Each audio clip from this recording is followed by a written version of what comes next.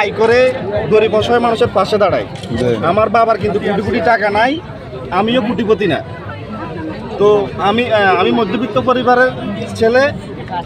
এই ভিডিও বানাই, এখান থেকে যে 2-4 টাকা আয় হয়, যে টাকাগুলো আয় হয় এগুলো দিয়ে আমি মানুষের পাশে দাঁড়াই। অনেকে বলে যে ভাই ভিডিও করেন কেন, ভিউ ব্যবসা।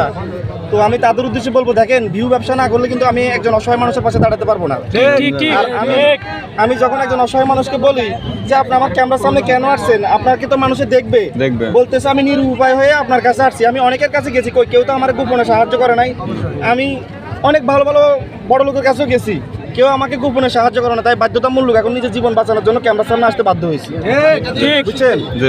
আর আমাদের ভিডিওগুলো দেওয়ার কারণ হলো যেন আমাদের ভিডিওগুলো দেখে আর অন্যান্য মানুষও গরিব অসহায় মানুষের পাশে দাঁড়ায়, সবাই মানবিক হয়। বাংলাদেশে একটা সময় এত বেশি মানবিক ছিল না। আমি আরেকজনের দেখে দেখে মানবিক কাজ করতেছি, আবার আমার দেখে দেখে আরেকজন মানবিক কাজ করতেছে।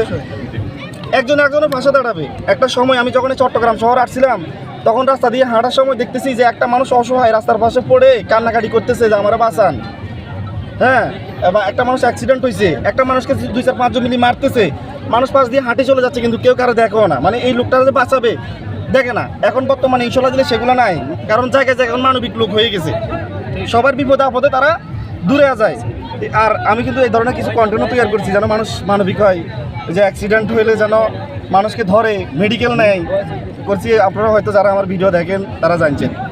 আর এখানে তো সবাই তো আর কন্টেন্ট তৈরি করেন না, অনেক ভাই বোনেরা আছেন দেখি আমার ছবি টবি পোস্ট করেন। আপনাদের পেজে মাশাআল্লাহ অনেক বেশি ফলোয়ার, 50,000, 1 লাখ, 2 লাখ, 5 লাখ এরকম ফলোয়ার দেখছি। আপনাদের জন্য মন থেকে ভালোবাসা রইল যারা ফেসবুকে কন্টেন্ট তৈরি করেন।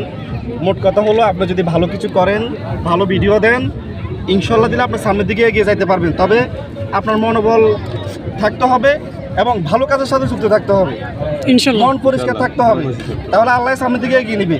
কে কি বলছে এগুলো দেখার দরকার নাই। আপনি যখন ভালো কাজ করবেন তখন আপনার আশেপাশে অনেক লোক বলবে, ইস নিজেরা খাইতে পারে না, আবার এখানে মানুষের সাথে মানুষদেরকে দান করে, সে মানবিক সাজে, সে মানবতার ফেরিওয়ালা সাজে, এগুলো বলবে স্বাভাবিক। কারণ কে কোন পজিশন থেকে কোথায় যা এটা বলা যায় না। রিয়াদ ভাই আজ থেকে 1 বছর আগে ইনশাল্লাহ দিলে আপনাদের যে এত বেশি ভালোবাসা অর্জন করতে পারে নাই।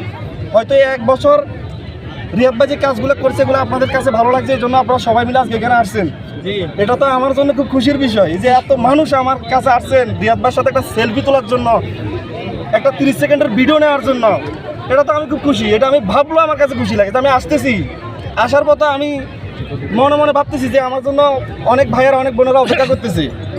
এটা খুশির বিষয় না? মানুষ তো চায় যে এরকম একটা জনপ্রিয়তা পাওয়ার জন্য, মানুষের ভালোবাসা অর্জন করার জন্য চেষ্টা করে। তো হয়তো কেউ পারে, আবার কেউ ঝরে যায়। হ্যাঁ, আমি আপনাদেরকে বলবো চেষ্টা করলে চেষ্টার মতো করবেন, ইনশাল্লাহ দিলে ভালো কিছু হবে। আর সব সময় নিয়ত ঠিক রাখবেন, এটা মনে রাখবেন। যারা মানবিক আপনারা অনুপ্রেরণা করে, মানে